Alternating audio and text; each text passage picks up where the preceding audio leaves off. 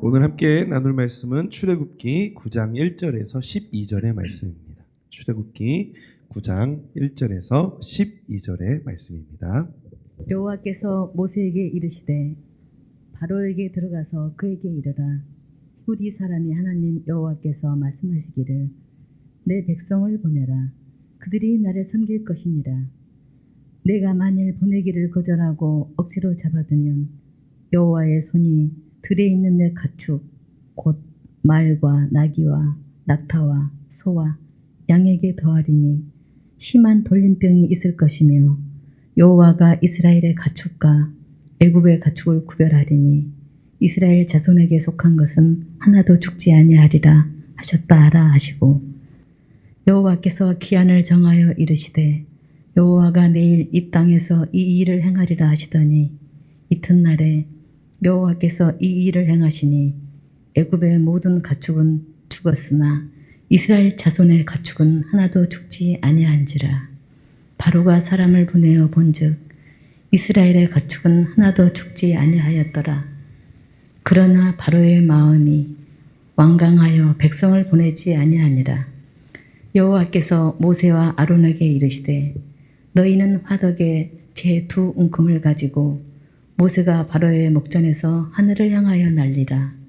그 재가 애굽 온 땅에 티끌이 되어 애굽 온 땅의 사람과 짐승에게 붙어서 악성 종기가 생기리라. 그들이 화덕의 재를 가지고 바로 앞에 서서 모세가 하늘을 향하여 날리니 사람과 짐승에게 붙어 악성 종기가 생기고 요술사들도 악성 종기로 말미암아 모세 앞에 서지 못하니 악성 종기가 요술사들로부터 애굽 모든 사람에게 생겼음이라. 그러나 여호와께서 바로의 마음을 완악하게 하셨으므로 그들의 말을 듣지 아니하였으니 여호와께서 모세에게 말씀하신가 같더라. 아멘. 기도하겠습니다. 주님의 은혜를 진심으로 감사합니다. 오늘 하나님께서 우리에게 특세를 허락하여 주시고 첫날 새벽 미명에 새벽을 깨우며 주님의 ön전에 나올 수 있도록 우리를 인도하시니 감사합니다. 하나님 장중에 잡아주시고 성령으로 우리의 마음을 주장하시며 오늘도 주의 말씀을 마음에 새길 수 있는 은혜를 베풀어 주옵소서. 오늘도 하나님 다음 세대 문화사역을 위하여 비전 씨앗언금을 하나님께 드리는 손길들을 주님 기억하여 주시고 은혜를 베풀어 주옵소서. 매일매일 삶 속에서 하나님께 영광을 돌려드리며 하나님이 기뻐하시는 일들을 믿음으로 행하기에 부족함이 없도록 우리 하나님 인도하여 주옵소서. 예수님의 이름으로 간절히 기도합니다. 아멘. 함께 인사하겠습니다. 아시레 오늘 출애굽기 9장 1절로 12절까지 말씀으로 재물을 섬기는 우상 숭배자, 재물로 하나님을 섬기는 예배자라고 하는 제목으로 함께 은혜를 나누기를 원합니다. 아브라함과 이삭과 야곱을 통해서 이제 약속의 땅을 주실 것을 말씀하셨던 하나님께서 그 후 약 400여 년 동안 마치 그 약속은 새까맣게 잊어버리신 분처럼 그 일에 대해서는 백성들도 별로 상기하지 않는 그런 상태에서 많은 시간이 지나가게 되고, 오히려 이 이스라엘 민족이 요셉 때에 온 지경에 기근이 일어났을 때 히브리 민족이 자연스럽게 70여 명의 가족이 애굽 땅으로 이주하며 고센 땅에 그들이 거하게 됩니다. 고센 땅은 고생의 땅이 아니라 여러분 이 나일강을 끼고 있는 지역이기 때문에 아주 비옥한 땅이었습니다. 이것은 애굽의 바로가 요셉의 가족이라고 하는 것 때문에 아주 좋은 땅을 그들에게 하사를 했던 것이죠. 여러분 그곳에서 그들이 삶이 편안하니까 하나님의 약속은 그렇게 그들 안중에는 없었던 것으로 여겨집니다. 그러면서 긴 세월 400년이 지나가고 요셉도 죽고 또 요셉을 잘 알던 바로도 죽고 계속해서 이어서 다른 그 자손들이 이 바로로서의 역할을 하게 됩니다. 여러분, 이렇게 이제 400여 년이 지난 이후에도 하나님은 약속을 잊지 않고 언약에 신실하신 하나님으로 나타나신다라고 하는 것입니다. 우리가 여러분 성경 66권이 있는데 창세기부터 요한계시록까지 성경을 보면서 우리는 늘 이것을 염두에 둬야 됩니다. 점진적인 계시, 점진적으로 드러나는 계시. 창세기도 예수 그리스도를 말하고 있어요. 요한계시록도 예수 그리스도를 말하고 있어요. 창세기도 하나님의 사랑을 말하고 있고 요한계시록도 하나님의 사랑을 말하고 있고 창세기도 하나님의 나라를 말하고 있고 요한계시록도 하나님의 나라를 말하고 있어요. 같은 주제를 일관적으로 다루고 있는데 이것이 점점 더 점진적으로 그 계시들이 드러나고 있다라고 하는 거예요. 그런데 우리가 신앙생활하면서 놓치는 지점이 그 지점이에요. 하나님께서 성경을 통해 우리에게 보여주시려고 하는 것이 무엇일까? 들려주시려고 하는 것이 무엇일까? 우리는 하나님을 알 만한 길이 없잖아요. 하나님이 일반 계시와 특별 계시를 통해서 하나님에 대해서 상세히 우리에게 알려주셨거든요. 하나님이 우리에게 계시를 주시지 않으면, 열어서 보여주지 않으면 우리는 하나님을 알 수가 없어요. 하나님을 안 것만큼 우리는 그것에 대해서 반응을 하게 돼요. 그런데 내가 하나님을 알려고 하는 것이 아니라 하나님께 자꾸 무엇인가 내 의견을 말하려고, 의사를 말하려고 해요. 이것이 타락된 자들의 산물인 거예요. 오늘 우리가 말씀을 함께 나누면서 이 하나님이 언약에 신실하신 분이신데 출애굽기를 통해 언약에 신실하신 하나님을 구체적으로 우리에게 잘 드러내 보여주세요. 여러분, 이것을 우리가 잘 알면 눈에 보이지 않는 것, 손에 잡을 수 없었던 것을 내가 믿는 것이 아니라 눈에 보이고 손에 잡을 수 있는 것을 확실하게 믿을 수 있는 믿음의 기회를 갖게 된다는 것이죠. 그래서 우리는 늘 성경이 우리에게 무엇을 말하고 있을까를, 성경의 의미들을 찾는 것이 필요해요. 그래서 성경을 볼 때 두 가지 관점으로 보셔야 돼요. 첫째는 성경이 기록될 당시에 원 독자들을 대상으로 하나님이 그 말씀을 주셨던 의도가 무엇일까? 이것을 먼저 보셔야 돼요. 그들이 처해 있던 형편과 상황에 따라서 하나님께서 그 말씀들을 주셨거든요. 그런데 몇 천 년 후를 살아가는 오늘 우리들에게 그 말씀이 내게 주시는 의미가 무엇일까? 곡해하지 마시고 내 마음대로 각색하지 마시고 하나님이 주시려고 하는 의도가 무엇일까? 이것을 우리가 그대로 받아들이셔야 돼요. 이것은 마치 무엇과 같으냐면 내 몸의 상태가 별로 안 좋아서 병원에 가서 종합검진을 받았는데 의사가 그 종합검사 결과를 우리에게 설명하는 거예요. 위에는 이런 일이 있고 장에는 이런 일이 있고 폐는 이렇고 간은 이렇고 설명을 해요. 그런데 내가 이야기를 해요. 아니, 선생님이 뭘 안다고 그런 얘기를 하는 거예요? 기분 나쁘게. 여러분, 이렇게 말한다고 하면 종합검진을 할 필요가 없잖아요. 그런데 우리는 성경 앞에 그런 모습으로 설 때가 너무나 많은 거예요. 내가 의사 노릇하려고 할 때가 있어요. 오늘 우리는 함께 말씀을 나누면서 하나님께서 언약에 신실하셔서 어떻게 일하시고 어떻게 반응하시는지, 또 우리가 그것을 바라보면서 나는 어떤 반응으로 믿음으로 우리가 드러낼 수 있는지, 이런 부분들을 보는 것이 참 필요합니다. 그 400여 년이라고 하는 긴 기간이 흐르는데 하나님에게 잊혀진 그런 시절이 아니었어요. 하나님은 한순간도 그것을 잊지 않으세요. 마치 천년이 하루처럼 그 일들을 계속 이어서 주님께서 관심을 갖고 보세요. 주님은 그 일에 관심을 갖고 계시듯이 저와 여러분을 통해서도 늘 관심을 갖고 계세요. 한순간도 우리에게서 눈을 떼지 않고 바라보시는 주님이심을 깨닫게 되기를 바랍니다. 이 일을 이루기 위해서 긴 시간 동안 모세를 준비시키시며 그 일의 적임자로 하나님이 부르셔요. 아마 이 말이 맞을 거예요. 내가 너를 지명하여 불렀나니 네가 그 일의 적임자다. 이렇게 말하는 것이 맞을 거예요. 우리는 예레미야 33장에 보면 일을 작정하시는 분이 여호와라고 하는 말을 만나게 돼요. 그런데 그분은 일을 작정하실 뿐만 아니라 그 일을 성취하시는 분이시라고 하는 거예요. 우리는 계획 많이 세우지. 우리도 계획을 세우는데 계획으로 끝날 때 참 많아요. 계획을 이룰 수 있는 힘이 우리에게는 없어요. 그래서 너무너무 속상할 때도 많아요. 그런데 하나님은 계획 자체가 성취예요. 하나님의 말씀 자체가 성취예요. 우리는 그 말씀을 보면서 하나님이 어떤 분인가, 그런 하나님의 은혜를, 그 하나님의 관심을, 하나님의 사랑을 받고 있는 존재들이 저와 여러분들이라고 하는 사실들을 깨닫게 될 때 우리는 하나님께 감사하지 않을 수가 없는 것이죠. 천지만물을 창조하셨던 창조주 하나님 말씀하시면 그대로 모든 일들이 이루어졌습니다. 오늘 본문에 보면 여러분 5번째 재앙 이야기가 여호와의 굳은 의지가 반영된 명령으로 시작이 되어집니다.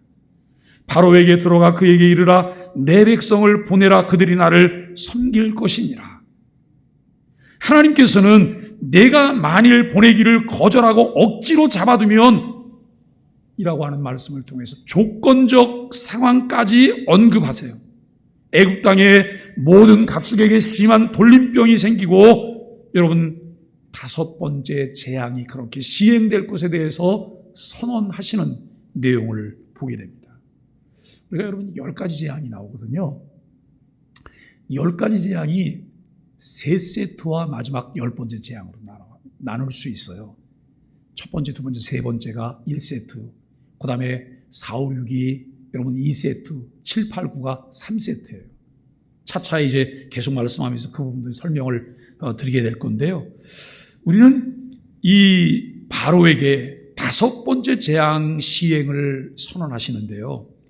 1, 2, 3번 재앙은 아론을 통해서, 아론의 지팡이를 통해서 하나님이 역사하세요. 그런데 4, 5, 6번째 재앙은 하나님이 직접 하세요. 그리고 7, 8, 9는 하나님이 모세를 통해서 일을 하세요. 여러 가지 관점에서 성경을 좀 뜯어보고 살펴보면 우리가 놓쳤던 부분들을 너무나 많이 발견하게 될 것입니다. 여러분, 그리고 첫째, 둘째 재앙인 피와 개구리 재앙은 물과 나일강과 관련이 있어요. 세 번째, 네 번째 재앙인 이 파리 재앙은 땅과 관련이 있는 것을 보게 돼요. 그리고 5번째, 6번째 재앙은 땅 위에 사는 짐승과 사람과 관련이 되어지고 이어지는 여러분 우박과 메뚜기 재앙은 하늘과 곧 기상 이변과 관련이 있다라고 하는 것을 발견하게 됩니다. 점점 하나님의 재앙이 아래 물에서 위로 땅 하늘로 올라가며 애국과 그 우상들을 초토화시키고 있는 장면들을 우리가 목격하게 되어집니다. 그러나 바로는 그 상황 가운데서도 모든 것을 내려놓지 않아요. 세상 사람들의 신은 재물이에요. 여러분, 재물 사랑하시죠? 목사님, 저는 재물 별로예요. 새빨간 거짓말이에요. 누구나 재물을 사랑해요. 재물에 대한 애착도 많아요. 거기서 좀 더 강해지면 결국 재물이 나의 모든 것이에요. 재물이 내 신이에요. 그래서 여러분, 이 돈신을 만몬신이라고 말하는데 이 만몬신이 얼마나 무서운지 몰라요. 사람들의 관계도 만몬신에 의해서 깨어져요. 그렇게 여러분 금술이 좋았던 부부관계도 만몬신이 개입되면 깨집니다. 부모 자식 간의 관계도 만몬신 때문에 깨집니다. 그리고 여러분 가족들과의 관계도 만몬신 때문에, 이웃과의 관계도 만몬신 때문에 깨지게 된다라고 하는 것을 생각해요. 만몬이라고 하는 물질의 신 앞에 무릎을 조아리고 섬깁니다. 성도들도 하나님을 섬기는데 현실적으로 가장 크게 갈등하는 문제는 재물과 하나님 사이에서 선택의 문제라고 하는 것이죠. 말씀을 통해 재물과 하나님 사이에 우선순위를 우리가 분명하게 세울 수 있게 되기를 바랍니다. 하나님은 물질을 주실 수 있는 분이시기도 해요. 물질을 가져가시기도 하시는 하나님이세요. 우리에게 주신 선물이기도 해요. 그러나 그 물질 자체가 하나님 자리를 대신할 수는 없다는 거예요. 우리가 첫 번째로 함께 나누려고 하는 것은 애굽의 가축들에게만 임하는 재앙이라고 하는 제목을 함께 나누려고 합니다. 재물을 거두시는 심판이죠. 바로가 모세에게 파리떼를 없애주면 이스라엘을 보내 하나님께 제사를 드릴 수 있게 해주겠다고 하는 타협안을 바로 스스로 제안을 했어요. 그런데 파리가 다 거쳐지니까 바로는 말을 바꿔요. 언제든지 앞뒤가 달라질 수 있는 거예요. 여러분, 우리가 이런 생각을 해보세요. 내가 정말 은혜로울 때, 그리고 은혜가 떨어져서 가장 악할 때 내 모습은 어떤 모습일까? 이 모습을 한번 살펴보세요. 내가 기분이 좋을 때와 기분이 나쁠 때, 내가 어떤 사람과 사랑을 나눌 때와 그 사랑이 완전히 깨어졌을 때 어떨까? 성숙과 미성숙은 여기서도 드러나요. 성숙한 자는 별로 편차가 없어요. 성장하면서 편차가 없어요. 그런데 미성숙한 자는 편차가 커요. 우리 자신을 조용히 우리가 진단해 보는 거예요. 나는 어떨까? 기분이 좋을 때는 막 하늘을 찌를 것처럼 그러다가 여러분 기분이 나쁘면 완전히 땅바닥으로 가라앉아서 이런 상태에 있는 것은 아닐까? 내가 나의 주인이 되고 내가 나를 주장하면 그렇게 편차가 클 수밖에 없어요. 그런데 여호와 하나님께 딱 붙어 있으면 편차가 그다지 크지 않은 것을 발견하게 될 것입니다. 여러분, 하나님은 애굽인들의 가축이 전염병으로 큰 피해를 입을 것이지만 이스라엘 가축에는 아무런 피해가 없게 하겠다고 선언하세요. 이게 하나님의 구별 방법이에요. 하나님의 백성과 하나님의 백성이 하나님은 그렇게 편애를 하실까? 하나님 진짜 치사하네 이렇게 말할지 모르겠어요. 하나님의 백성들에게 끊임없이 하나님의 돌보심과 하나님의 인도하심과 그분께서 그 백성을 이끄심이 있는 거예요. 그런데 하나님께서 그 백성이 아닌 사람들에게 얼굴을 돌리세요. 하나님의 은혜의 빛이 그들에게 비춰지지 않으면 그 순간 인간이 할 수 있는 것은 없어요. 가장 이기적이고 악한 선택들을 하면서 그것이 본인에게 최선인 것처럼 생각을 하면서 가게 된다고 하는 것이죠. 완악함이 지속될수록 징계의 강도가 커집니다. 다섯 번째는 가축의 죽음 재앙인데요. 10재앙의 절반에 이르자 이 재앙의 양상이 세 가지 측면에서 달라지기 시작해요. 첫째는 재앙을 내리시는 하나님의 손가락이 손으로 강화돼요. 이 말은 무슨 말이냐면 재앙의 강도가 훨씬 세지기 시작했다라고 하는 말이에요. 그리고 두 번째는 재앙의 대상이 사람에서 가축으로 확대된다는 거예요. 이 말은 손해를 보기 시작했다는 거예요. 손해가 오기 시작했다는 거예요. 세 번째는 바로의 마음에 생긴 균열이 점점 커져요. 갈등이 커지는 거예요. 번민하는 시간이 깊어지는 거예요. 번민하는 시간이 길어지면 길어질수록 모든 것을 다 잃게 돼요. 여러분, 선택된 하나님의 자녀들은 내가 무엇을 잘못하고 하나님께서 내게 말씀하실 때 그 자리에서 무릎 꿇어요. 하나님 잘못했어요. 그런데 마음이 완악한 자들은 시간을 질질 끌어요. 그 시간 끓는 동안 내 마음의 번민 커지고 그리고 내가 가진 것들을 하나둘 우리가 잃게 돼요. 이것이 얼마나 고통스럽고 아픈지 모릅니다. 바로는 처음으로 사람을 보내 재앙이 애국과 이스라엘 사이를 구분해 내린 것인지 확인해요. 정말 애굽 사람이 있는 곳에만 재앙이 있고 이스라엘 사람들이 있는 곳에는 전염병이 전혀 없는지 사람을 보내보는 거예요.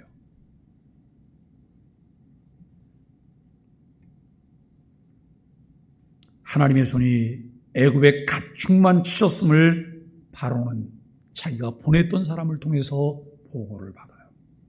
그럼에도 불구하고 바로 마음에서 내려놓지 않는 것이 있는데 완악함이에요. 마음이 돌같이 굳어져서 여러분 그 마음을 바꾸지 않아요. 그런데 여러분 이 5번째 재앙에서 확실하게 볼 수 있는 것이 있어요. 5번째 재앙과 6번째 재앙에서 극명하게 갈리는 것이 있어요. 그것이 뭐냐면 5번째 재앙까지는 바로가 마음을 완고하게 하고 완악하게 하는 것, 자기 통제가 자신에 의해서 가능했어요. 그런데 6번째부터는 자기 마음대로 안 돼요. 마음을 바꾸려고 해서 마음이 바꿔지지 않아요. 왜요? 하나님께서 그 마음을 돌같이 굳게 만드시기 시작하셨어요. 왜요? 그 다음 단계를 진행하기 위해서 하나님께서 그렇게 진행하시는 것을 보게 되어집니다. 잠언 28장 14절은 항상 하나님을 경외하는 사람은 복이 있지만 마음이 완악한 사람은 재앙에 빠지리라라고 말씀하고 있습니다. 하나님께서 예고하신 대로 애굽 사람들이 소유한 가축들이 전염병에 걸려 죽기 시작합니다. 그러나 하나님은 이스라엘 백성 소유의 가축은 구별하셔서 전염병이 걸리지 않게 하세요. 이것은 그 전염병이 자연현상이 아니라는 거예요. 전능하신 하나님의 개입에 의해서, 하나님의 섭리에 의해서 일어나는 하나님의 역사라고 하는 것을 분명하게 증거하고 있는 거죠. 가축이 모두 죽는다는 것은 애굽 사람의 재산이 하루아침에 사라진다고 하는 것을 의미합니다. 하나님이 부유함을 자랑하던 애굽의 소유를 하나님이 치신 것이죠. 하나님은 사람에게 재물을 주시기도 하시고 빼앗기도 하시는 세상 만물의 진정한 주인이심을 우리가 마음 깊은 곳에서 인정할 수 있게 되기를 바랍니다. 그러므로 사람은 자신들에게 재물 주신 하나님께 감사하며 하나님만 섬기는 것이 필요합니다. 특히 우리 그리스도인들은 모든 소유의 주인이 내가 아니라 하나님이심을 고백하며 모든 재물로 하나님께 영광을 돌려야 합니다. 사람을 보내 재앙의 결과를 확인한 바로는 어떤 반응을 보였었나요? 또 하나님의 능력을 확인하고도 완악함을 버리지 않으면 어떤 결과가 초래될까요? 우리는 때때로 내 마음에 옹고집 같은 것이 생겨요. 옹고집 같은 것이. 나무를 이렇게 자르다 보면 나무에 여러분 뭔가 이렇게 하나씩 박혔잖아요. 그것은 사실 나무에게 아무 쓸모가 없는 거예요. 나무의 질도 떨어뜨리는 것이고 나무의 가치를 떨어뜨리는 거예요. 그런데 여러분 우리는 인생을 살다 보면 내 마음에 쓴뿌리가 자꾸 생기잖아요. 내 마음에도 어떤 옹고집 같은 근들이 생기잖아요. 이것을 빼내는 작업들이 필요한데요. 이것은 결국 하나님 앞에 하나님과 독대하면서 빼내셔야 돼요. 말씀이 부딪혀와요. 말씀이 자꾸 나를 건드려요. 여러분 그 말씀 붙잡고 하나님 앞에 나가야지 어떡하겠어요. 하나님 내 생각은 이래요. 그런데 하나님 왜 자꾸 이걸 말씀하세요? 불편해서 못 살겠어요. 그 고비를 넘어서셔야 돼요. 그리고 거기에 그 옹고집이라고 하는 근이 생기지 않도록 이 부분을 성령의 은혜로 풀어내실 수 있어야 돼요.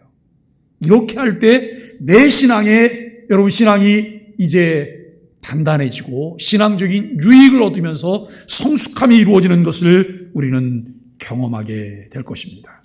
두 번째로 생각할 것은 애굽에게 임하는 하나님의 보응인데요. 물신 숭배에 대한 하나님의 심판입니다. 바로의 마음이 완악함을 보신 하나님은 이제 모세에게 바로 앞으로 나가서 화덕의 재 두 움큼을 공중에 날리면서 애굽 온 땅에 사람과 짐승에게 악성 종기가 나게 하라고 말씀하십니다. 여러분, 이 화덕은 어떤 용도로 쓰였을까요? 밥해 먹는데요? 아니요. 이스라엘 백성들에게는 이 화덕이라고 하는 것은 생각하기도 싫은 거예요.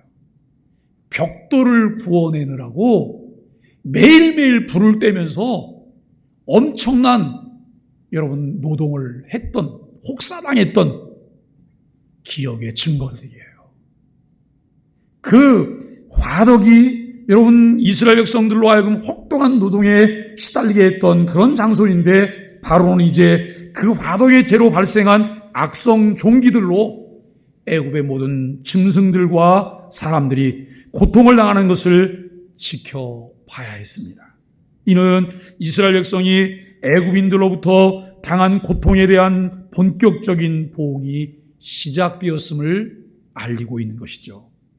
잠언 29장 1절 말씀에 보면 자주 책망을 받으면서도 목이 곧은 사람은 갑자기 패망을 당하고 피하지 못하리라라고 말을 해요. 목이 곧은 사람, 곧 완고한 사람은 패망의 길을 피할 수 없다고 하는 말씀입니다. 여섯 번째 재앙인 악성 종기의 재앙의 특징은 우리가 이렇게 정리를 해볼 수 있을 거예요. 첫째는 세 번째 재앙인 이 재앙처럼 경고 없이 시작이 되었다는 거예요. 사전 경고가 없어요. 그냥 바로 이 여섯 번째 재앙으로 넘어갔던 거예요. 두 번째는 악성 종기가 사람과 가축에게 같이 발생함으로써 네 번째 파리 재앙과 다섯 번째 이 가축 죽음의 재앙이 종합된 형태로 나타나는 재앙이었다는 것이고요. 그리고 세 번째는 애굽의 요술사들도 악성 종기에 걸렸어요. 이 애굽의 요술사들도 악성 종기가 생겨서 그들이 모세나 바로 앞에 나설 수 없게 되었다는 것입니다. 네 번째는 이 시점이 하나님이 주체가 되어서 바로의 마음을 완악하게 하세요. 다섯 번째 재앙까지는 자기 스스로 마음을 완악하게 할 수 있었어요. 그런데 여섯 번째는 이제 모든 것이 하나님께로 다 넘어갔어요. 하나님이 그의 마음을 통제하시기 시작하시는 이런 장면을 우리는 보게 됩니다. 바로는 필멸의 길을 강제로 갈 수밖에 없으며 후대 모든 사람에게 완악함과 불순종의 결과가 무엇인지를 보여주는 교보제가 되게 된다는 거예요. 사랑하는 여러분, 내가 내 마음을 관리할 수 있는 단계가 있잖아요. 자꾸 하나님이 사인을 주시는데도 내가 난 그거 싫어요. 난 그거 안 해요. 그럴 수 있을 때가 있어요. 내가 마음을 돌이키면 이렇게 갈 수도 있고 저렇게 갈 수도 있어요. 자율권을 내가 행사할 수 있는 거예요. 그때 하나님이 우리에게 그 자율권을 주신 이유가 무엇일까요? 분별력을 가지고 지혜롭게 하나님이 나를 이 땅에 보내주신 목적대로 하나님의 영광을 위해서 살라고 말씀하시는 거예요. 그런데 우리는 어떨까요? 우리는 감정에 의해서는 늘 지배되는 동물이에요. 감정이 나를 지배하면 아무것도 보이지 않고 아무것도 들리지 않아요. 하나님, 말씀에 이끌리게 해주세요. 말씀에 의해서 다스려지게 해주세요. 여기에는 다른 왕도가 없어요. 자주 말씀을 만나셔야 돼요. 자주 말씀을 만나시고 여러분 그 말씀을 만날 적마다 말씀을 붙잡고 하나님께 기도하셔야 돼요. 성령께서는 말씀을 통해 우리에게 역사하시고 은혜를 베풀어 주십니다. 악성 종기재앙에서 가장 두드러진 특징이 무엇일까요? 하나님이 주체가 되어 완악하게 하시기 전에 스스로 완악함을 버려야 되는 이유가 무엇일까요? 하나님은 사람에게 피조물을 다스리고 관리하라고 사명을 주셨지만 타락한 인간은 오히려 재물을 섬기고 숭배해요. 하나님께서 관리하라고 주셨어요. 관리하라고 주셨는데 인간이 타락하니까 여러분 얼마나 추락하는지 관리하라고 주신 자연 만물이 내가 숭배의 대상인 거로서 생각하고 그 앞에 가서 무릎을 꿇게 돼요. 그것을 주신 하나님이 보이지 않아요. 이 어리석음이 타락한 인간들을 통해 나타납니다. 하나님보다 재물을 더 사랑하고 탐하는 것이 우상숭배의 죄인 것을 골로새 3장 5절 말씀이 우리에게 선명하게 말씀하십니다. 바로가 이스라엘 백성 보내기를 거절한 이유는 재물에 대한 욕심 때문이에요. 그 백성을 사랑했기 때문에 그럴까요? 그 백성과 함께 살고 싶어서 그랬을까요? 아니에요. 그 백성들을 통해서 얻게 될 재물을 포기할 수 없었기 때문이에요. 이스라엘 백성의 노동력은 애굽의 큰 재산이었습니다. 바로는 이스라엘을 내보내는 것이 큰 손실이라고 생각했습니다. 하나님은 재물을 의지하는 탐심 때문에 하나님의 명령을 거부한 죄에 대해서 하나님이 그냥 묵과하지 않으세요. 반드시 하나님은 심판하신다고 하는 것이죠. 잠언 11장 28절 말씀은 자기의 재물을 의지하는 자는 패망하려니와 의인은 푸른 잎사귀 같아서 번성하리라라고 말씀하십니다. 애굽에 대한 경고일 뿐만 아니라 이스라엘 백성들에게는 교훈이 되며 위로가 되는 말씀입니다. 오늘을 사는 저와 여러분, 우리 그리스도인들에게도 교훈이 될 뿐만 아니라 이 말씀은 위로가 되는 말씀이에요. 우리는 늘 마음 가운데 이런 마음이 있잖아요. 하나님, 저 사람은 나쁜 사람인데요. 저 사람은 나쁜 놈인데요. 매일 나쁜 짓만 하고 온갖 수단과 방법을 가리지 않고 자기 욕심을 다 채우는 사람인데 왜 저 사람은 저렇게 잘 살아요? 정직하게 살려고 하고 하나님 뜻대로 살려고 하고 하나님을 주인으로 인정하고 사는 저는 늘 어려운데 왜 저 사람은 저렇게 잘 살아요? 잘 살 수밖에 없잖아요. 수단과 방법을 가리지 않고 여러분 모든 것을 취하려고 하고 그것을 목적으로 살고 있는데요. 그리고 그가 주어진 재물들이, 주어진 명예와 권세가 하나님께 영광을 돌리며 다른 사람들을 위해서 사용하기 위한 통로가 되려고 하는 마음이 그들에게 있나요? 없어요. 마음이 동하면 찔끔 선심 쓰듯이 뭘 하는 정도로 끝나는 거죠. 그런데 우리는 모든 것의 주인이 하나님이세요. 내가 잘 돼야 될 이유가 다른 사람에게 나눠주기 위해서 내가 잘 되려고 하는 마음이 내게 있어요. 주님이 주신 마음이에요. 우리는 쌓아두게 되지 않아요. 자꾸 유통하는 거예요. 돌고 돌게 만들어요. 이쪽에서는 굶어 죽는 사람이 있는데 여기는 쌓아두고 썩어서 버려야 된다고 한다면 이것에 대해서 하나님이 훗날 물으실 때 우리가 뭐라고 대답을 하게 될까요? 잠언 8장 21절 말씀에 보면 이는 나를 사랑하는 자가 재물을 얻어서 그 국간에 채우게 하려 함이니라는 말씀은 여호와 하나님을 섬기면 하나님이 그들의 소유의 복을 내리시지만 하나님보다 재물을 더 사랑하면 그 재물까지 빼앗게 될 것이라고 하는 교훈이에요. 이 말씀을 표면적으로만 보는 분들은 그래요. 하나님이 나를 사랑하는 자가 재물을 얻어서 그 관을 채우게 하려 함이니라. 여러분, 온갖 수단과 방법을 가리지 않고 다 쌓아서 그것을 차곡차곡 쌓아두고 이것을 하나님이 내게 주신 복이라고 말하는 그리스도인들도 굉장히 많아요. 왜 하나님께서 곳간을 채워주실까요? 필요할 때 적재적소에 그것을 나누게 하시려고요. 우리는 이것이 없어지면 자꾸 불안해하잖아요. 왜요? 거기에 마음을 두고 있기 때문에요. 그것을 의지하기 때문에요. 주신 이도 하나님이시고 가져가시는 이도 하나님이세요. 여러분, 그렇게 정말 겁으로 살았던, 동방의 겁으로 살았던 욥이 하나님께서 사단에게 허용적으로 내어주셨기 때문에 그의 재물들을 다 건드리잖아요. 자녀들까지 다 죽잖아요. 그리고 그의 몸이 악창이 생기고 아내까지 그를 저주하고 떠나요. 욥이 뭐라고 고백을 해요? 하나님, 내가 이 세상에 태어날 때 적신으로 태어났어요. 붉은 몸으로 아무것도 가지고 오지 않았어요. 그래서 결국 빈손으로 돌아갈 수 있다고 하는 고백을 하나님 앞에 하잖아요.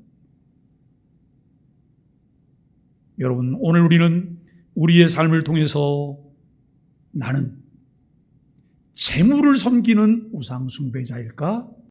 재물을 통해서 하나님을 섬기는 예배자일까에 대해서 우리 자신에게 물으셔야 돼요.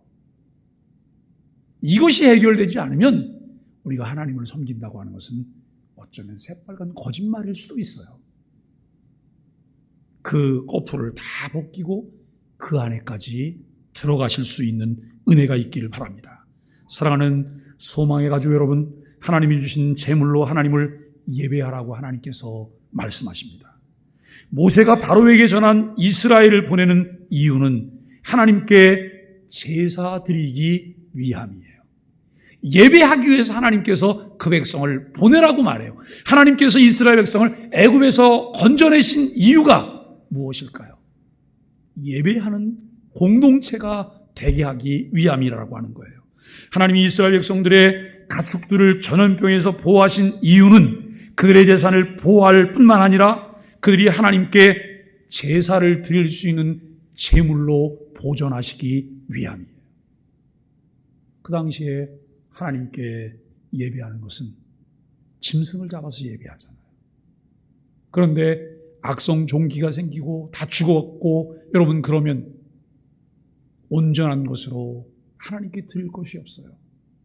그 백성은 하나님을 섬겨야 되는 백성이기 때문에 그 백성이 가진 것을 하나님께서 보존하여 주시는 거예요.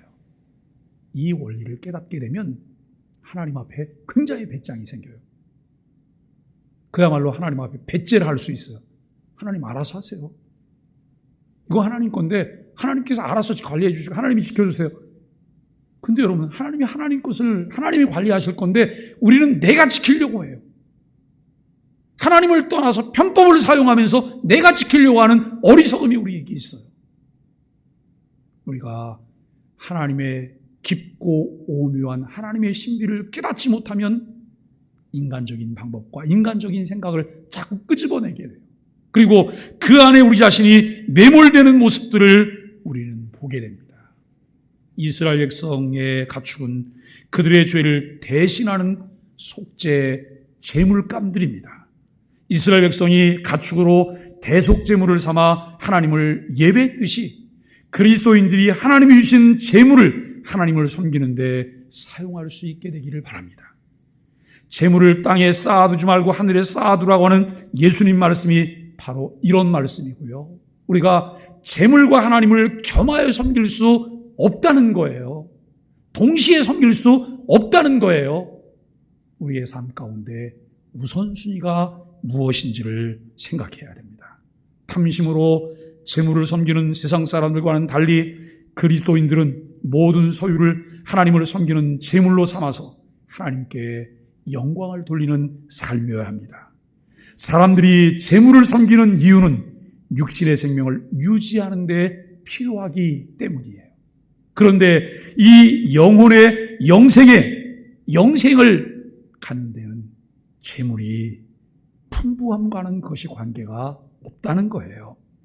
그리스도인은 모든 것의 창조주이시고 주인이신 하나님만을 온전히 사랑하며 섬김으로 하나님의 풍성한 은혜를 누려야 합니다. 왜 그렇게 살아야 하는지 매 순간 하나님께 묻고 답해야 합니다. 제가 오늘 재물에 관한 이야기를 자꾸 계속 말씀드려요. 이것은 재물만이 아니에요. 내게 주신 재능도 마찬가지고 내게 주신 명예와 권세도 마찬가지예요. 모든 것이 하나님을 예배하는 도구가 되게 해야 돼요. 왜 내가 권세를 얻어야 될까요?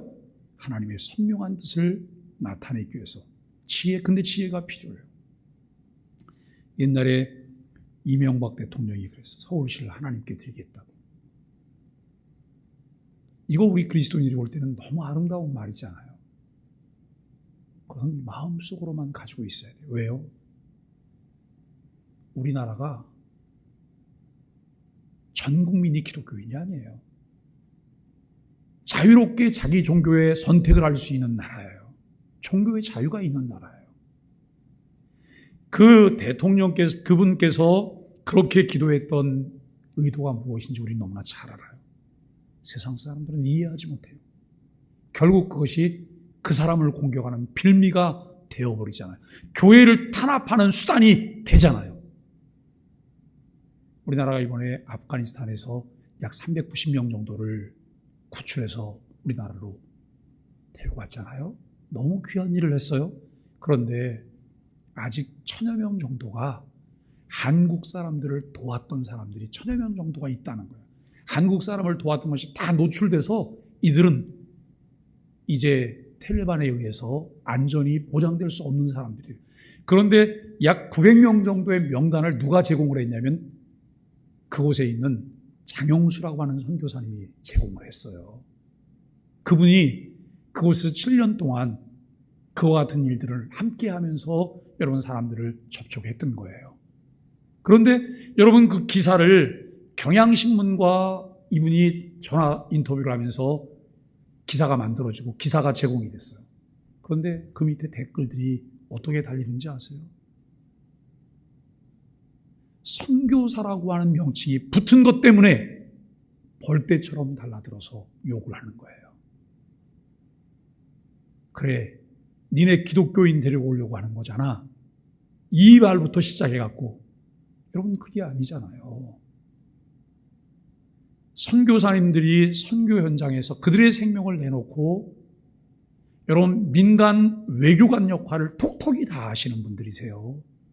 그들이 그 내용들을 다 들여다볼 수만 있다면 그들 앞에 가서 무릎 꿇어야 될 거예요. 내가 지금까지 잘못 말했고 잘못 생각했다고. 그런데 우리가 정말 지혜로울 필요가 있어요. 지금은 기독교인 말만 들어도 사람들이 뭐라 그런대요. 우리 교회 앞에 주차장에 사람들이 차를 내면 여러분 토요일 주일이면 이제 차를 빼달라고 전화를 해요. 전도사님이 전화를 하면 어떤 사람이 이렇게 말한대요. 아니 지금 교회가 예배를 드리는 거예요? 아니 교회 주차장에 차를 빼달라고 하는 거고 예배를 드리는 거 무슨 상관이 있어요? 거기가 자기 땅이에요? 차를 빼달라고 말하면 알겠습니다. 고맙습니다. 차를 잘 됐습니다. 이렇게 말하는 게 예의잖아요. 자기들은 예의가 요만큼도 없어요. 그러면서 기독교인을 공격해요. 물론 기독교가 잘못한 것도 너무나 많은 게 있어요. 그러나 우리가 여러분 참 지혜롭지 않으면 결국 복음의 길이 막힌다는 거예요. 나만 예배하면 되는 것이 아니라 결국 저 사람들에게도 예배의 기회를 우리가 줄 수 있어야 되기 때문에 우리가 어떤 선택을 해야 될 것인가를 늘 생각하면서 그 길을 걸어갈 수 있게 되기를 바라고 우리가 하나님께 예배자로서 어떻게 무엇을 사용하며 예배할까를 늘 생각하며 참된 예배자로 주 앞에 나가게 되기를 예수 그리스도의 이름으로 간절히 축복합니다.